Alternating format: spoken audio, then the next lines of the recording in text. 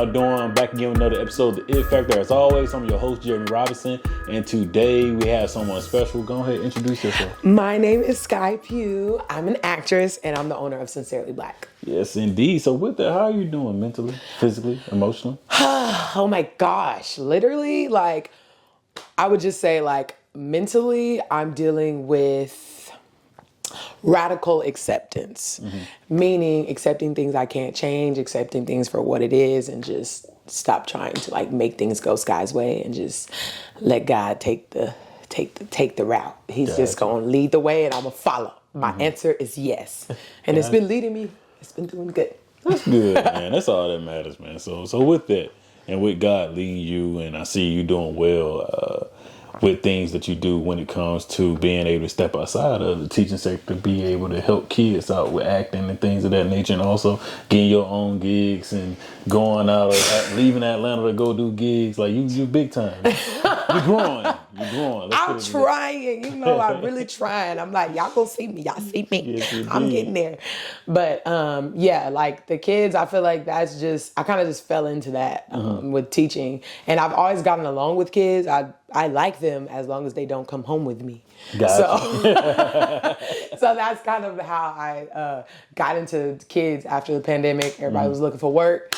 Substituting was booming, and then I kind of like fell into that. And then after that, I started getting close with like the drama teachers and stuff like that. So then I would like have them like whenever they're out, take me, book me. So that's kind of how I like built my resume when it comes to teaching acting classes. Gotcha. And now I work for Alliance Theater as a teaching artist. And that's dope. That's dope in itself. So let's take it back a little bit. So how was it attending Clark Atlanta University and graduating from Clark Atlanta? Oh, lovely. Oh my gosh, when I got out here, I was culture shocked. I was like, wow, it's so black. I love it. Mom, everybody's black. The gardener's black. Everybody black. So yeah, that was amazing. And then Clark Atlanta, if it didn't teach me nothing else, it taught me how to find a way or make one, okay? Indeed. So I would say like Clark Atlanta definitely gave me all the tools that I needed to do Sincerely Black, be an actorpreneur, what I like to call myself. And yeah, finding a way of making one is what I do every day. I got you. And with you being an actorpreneur, I ain't never heard that before. That's new. You gotta go and set that down. I like that. How has your journey been, you know, being an actor, and like also what made you want to be an actor? So that's funny too, because I went to performing arts high school and I wanted to be a fashion designer. Oh. Yeah, so I went for fashion, but I also did poetry and spoken word. And a drama teacher had saw me like doing a piece. And she was like, what's your second elective? And I was taking like Avid or something. I was really focused on fashion design. And she was like, take my class. And I took her class and I literally never looked back. Like she robbed me. But it's funny because it's like, I think it all falls full circle because it's like Sincerely Black. Now I'm back at a sewing machine and heat pressing and cutting stuff. So it's like, I feel like whatever is for you, it's going to always come back around. So it's like, it just came around in its own way. Yes, but me doing Sincerely Black has been able to finance my everything I want to do as an actor, because it's expensive. Gotcha, and I like that, man. So tell me and the viewers about Sincerely Black. What started that, and like, what is that, and like, just lay into how it's more than just clothing. Yes, it's definitely more than just clothing. Sincerely Black started, once again, the pandemic got everybody's mind. Like, you know what I mean? Like, I was freaking out during the pandemic. I was like, wow, everything could just stop. Everything, literally. Definitely. I had gigs booked. Like, everything froze. And I was like, I need something to fall back on, because people who had businesses were booming. Like, people who were selling something were eating because all we had was money and nowhere to go, right? Definitely. So I was thinking, but I was like, I have to do something. Everything has to be like, I have to have it has to have purpose behind it, like for me, right? So I was going back and forth with myself, like, what do I want to do? Like, I don't want to just wear clothes. Like, what do I care about? Like, what do I care about? And the main things I care about is my artistry. I care about Black people, and I care about politics. So that's how Sincerely Black came into the thing, because I'm all for pushing forward my people in the most positive light possible. And with doing that, I wanted to create a platform, because I feel like we struggle in the Black community with the crab in the barrel mentality, Definitely. right? And I feel like we need to work side to side, network with who you have right next to you versus trying to go upward. You know what I mean? So I felt like with Sincerely Black, that's our main thing, creating a platform for Black artists and Black entrepreneurs. And we don't want nothing from you. I'm just giving you a platform. I'm not asking you for anything. Like, so like that's my end goal. Eventually I want it to be all my events. The vendors will be able to set up for free. Like my artists are still, thank God, able to perform for free. I haven't had to charge nobody with that. I've been able to figure everything out. But like next year, thank God I have sponsorship for next year. So yes, I will be having free vendors next year because I just want to see you win. I want to create 10,000 knees if I could. That's what's up. I like that. So in that, what is your it factor then? Why do you do what you do? Why do I do what I do? I am my it factor, me, because I can do literally anything. And that's what I realized about myself. So I kind of like, that's where I feel like Sincerely Black, I've pushed it so hard because a part of me, being an actor, 90% of our job is hearing the word no. 90% of our job is auditioning and getting no's, right? So I was just like, what can I do to create my yes? You know what I mean? And that's me being behind everything. I can create. I know that I can book a venue. I know that I could fill it up. So it's like, why not have my own Sincerely Black Productions, Sincerely Black Theater, Sincerely Black clothing line? Like I can have, I want every time you see Sincerely Black, Sky Pugh did it. That's what's up. And that's what's going to happen. Yeah. Especially now that you came on the It Factor, you tapped in with Cause I had to tap in with you, bro. I had to. I'm like, oh yeah, y'all need to see my It Factor, Sincerely Black. But also, what you're doing, and being an actor and, having your clothing line and having the outreach that you have, nothing but goodness coming your way. And a lot of times we beat ourselves up. Like a guy I was interviewing earlier said, a lot of times you like, dang, I don't know how I'm going to do this or what's going to happen. And I see that you have a team, you have a network of people that you can reach out to, but you also always pin out a positive light, Sky. So that's a good thing, and that's always going to come back to you. Thank you. I appreciate that. Definitely. It made me feel nice. So, what have been some of your highlights from Sincerely Black? With me missing, Juneteenth, man, these past 2 years, we've been going out of time. But like, I was outside during Juneteenth. We be lit. So let me see your stuff that you do, bro. I just be like, dang, that's dope. Like that's amazing what she's doing. But also, you're bringing people together, and they're not only just selling stuff, but they're doing their music. They're doing poetry. They're doing the different things that we seen while we were at college. So like, just tell me about that. Tap into like some of the highlights. So yes, I would definitely say my highlights as for Sincerely Black has been me pulling off these events, these Juneteenth, my it's an annual, I'm gonna stick to saying that, annual Juneteenth day party and pop up, okay? It's a Black vendor circle and basically all Black owned businesses and artists, black artists. I'm not super all like, oh, you gotta be Black. But anyways, Black and brown artists, everybody I'm for the people is what y'all know. And it's just very, very much was like, I doubled my numbers this year. And that was like huge for me. Like, cause I was nervous because last year I had the security of Edgewood. Like, I had the venue on Edgewood. So I was like, okay, people are always walking down Edgewood. I don't have to really stress about my marketing. But this year I had to stress about my marketing because it wasn't on Edgewood. I didn't have the security of Edgewood. And I was like stressed. I was nervous because I was just like, okay, like I know what I'm doing this year. Last year I had no clue. I just had a vision and I was like, okay, cool. Let's book a venue and I'm gonna figure it out as I go. Right. But this year I kind of knew like, what I did wrong last year and what to do differently this year. So it was like experiencing that. I had a DJ this year. It was just so many different aspects that I loved that I was able to learn from last year. And like, to see the support of the community was crazy. Like the news showed up. Like the news, y'all want to talk to me? Me? You sure? Sincerely Black, you look, that's me.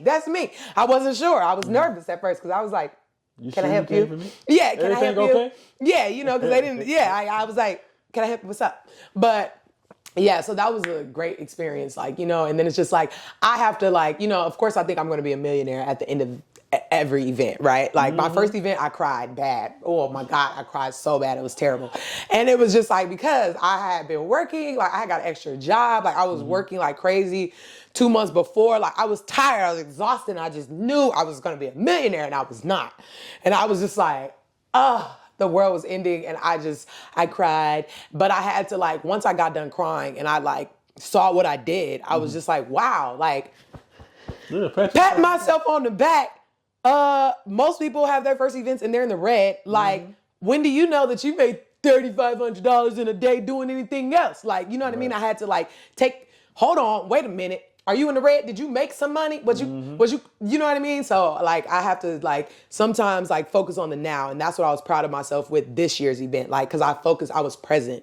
I enjoyed my artists. I watched them perform. Definitely. I definitely like, I got to talk to the people that were there. I met so many new strangers that just knew about Sincerely Black. Like, wow, Eventbrite is crazy what it does. Definitely. Like, yeah, did I answer that? You did a great job answering that. And great. Also that showed me that you got gratitude now, because you went through that previously. You like, it ain't gonna do nothing but get better, because now you're able to take notes. You're able to sit back and say, okay, I ain't do that. Oh, I ain't have a DJ last year. Oh, let me go do that this year. Oh, I need to do this. Oh, the money, once you set the money to the back burner, it's gonna come. It's gonna happen. It just happens. Like, if that's your main focus, your light is they're gonna burn out. Yes. You'll notice that from people.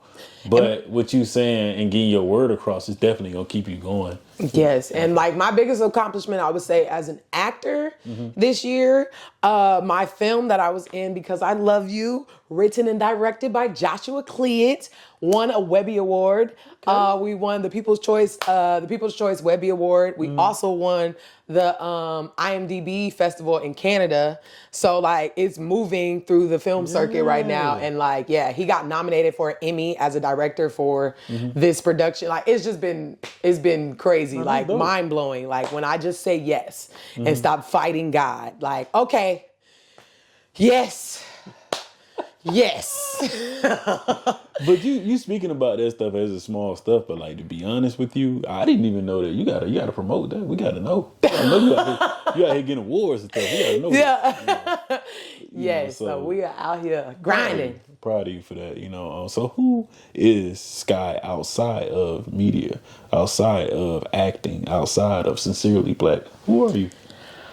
I am a emotional roller coaster, an artist who is always on an emotional roller coaster. I would definitely say, like, that's why I call myself an entrepreneur, because I do everything. I cook, one reservation for Sky.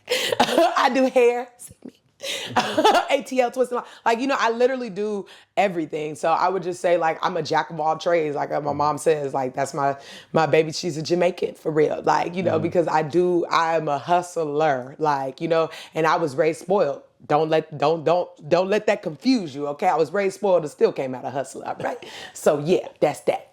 That's what's up. I like that. And before we do close, got two more questions, man. My biggest question is, what would you like to be remembered for once it's all said and done?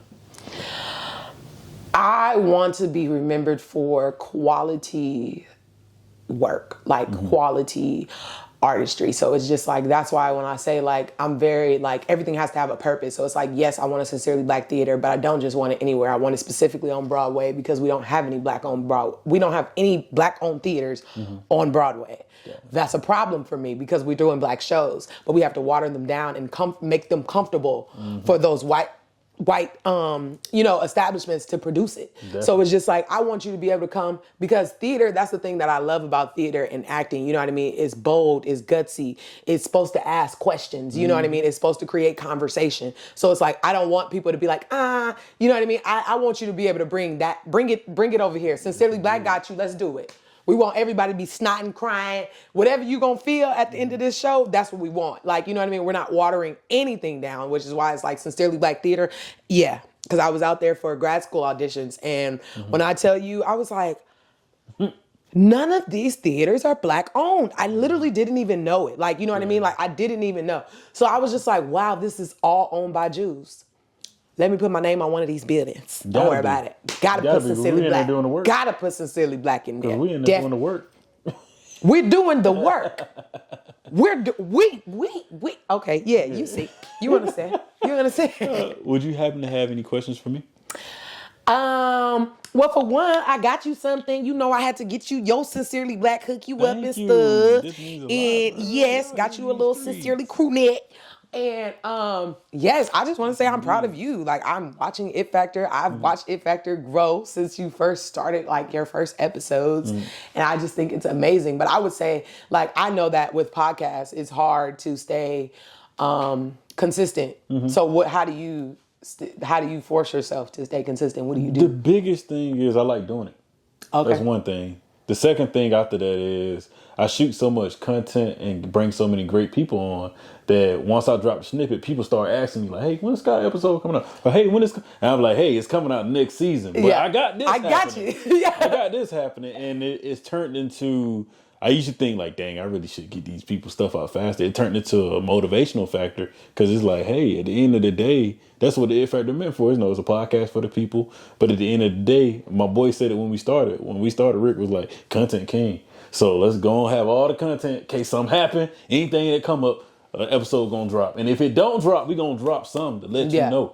That But we it ain't still never here. know. Yeah, we here. So because that's the main thing about, like, that they say about podcasts and things like that. Like, the reason why they usually don't pass towards the like third episode or something. Definitely. They said, because it's just all the work and stuff that goes into this and editing and all those things. So I commend you. yeah. So and also you gotta have a team. Like I got my wife, I got Ricky, Aaron, I got other friends that pour into it, man. Brothers that pour into the show, and even women that pour into the show. But even outside of that, it's just a group of people that decide to watch the show. That means a lot. Got The you. fans are a lot. I don't like to call them fans, but I like to call the people that happen to click on and say, "Damn, I'm gonna watch It Factor today." Yeah. And even the alumni of people that have came onto the show is an amazing thing. But the biggest thing that outside of all that is that the impact that I see little kids, like young people saying, "Dang, I can do that." Or, "Hey, you had so and so on the show." Or even drove me to write my second book. So Yeah. even in doing that, and telling people my story of how I do things or how I reach out to people, just never be afraid to do what you said you want to do. Just jump. That's what Definitely. I always say. Jump. Don't be afraid to fall. You're going to get back up. Gonna get back up. You're going to get back up. And it don't hurt that bad. You realize it don't hurt that really bad. don't. Just keep falling. Eventually, you're going to figure it out. Yes, Eventually. Like, I promise you. And yeah, I think that's a big thing for me, like creating a team. That's been my biggest struggle, because I just struggle with trusting people. Like, and Sincerely Black is my baby, Definitely. So it's just like, if I feel like I can't trust, I'm just do it myself. I don't care. I'll be up for 3 days. I pulled an all-nighter right before my event. I always pull an all-nighter before my event, which is crazy. Yeah. But I'm going to do it because I don't trust people. But I need to get better with that, because I know the importance of having a team. And that's the only way that you can stay consistent is building a team. So that's what I'm working on. So thank you for that. Team Appreciate and it. those notes, man. I'm big at the last thing I give you, and I give you more advice, and I love giving out knowledge because I do it. It ain't like I'm giving you something that somebody gave me. It's something that works for me. And the biggest thing is, a lot of people like to type stuff out, and sometimes I find myself doing it. But my wife can tell you, I will take what I got on the phone and write it in a notebook. And if I can see it and check it off, I will get it done. Like, I know I got to interview Scott today. Okay, I got to interview this person. Oh, I got to do this today. I got to take. Okay, and I write it down. It may seem crazy because we got all this technology now. Yeah. But writing that stuff down makes it plain for me and makes me know, okay, this is a goal I got to get. This is what I got to do to get it. Cool, And it's that simple. But a lot of people it's not, and that will help me stay consistent. Yeah, I tell people it's power in writing stuff down and putting a date. Definitely. Deadlines are crazy. It's crazy what a deadline will do to you. Especially when you got it on yourself. What? Because it's your business. That's the thing about entrepreneurship. You don't go out there and do anything, you don't make no money. You know what I mean? So it's like, deadlines mean everything. We have to create our own deadlines. Indeed. Yes. But it's been a positive, just amazing time to even bring you on the show. But even when you reached out, I was like, what? I ain't been had on. So just now to have you on, it means a lot. I know you're going to do great. Everybody that come on the show do even greater than what they were doing before they Look, came. I'm getting it. I'm coming to get all this energy that's in this room. I need it all on me. Yeah, thank you. I got you, man. Anytime you need me to support, let me know. Of course, next year, hopefully y'all won't be out of town, June 19th. Yeah. Got you. And y'all stay tuned for me. Yeah. And that's it. All right, dope.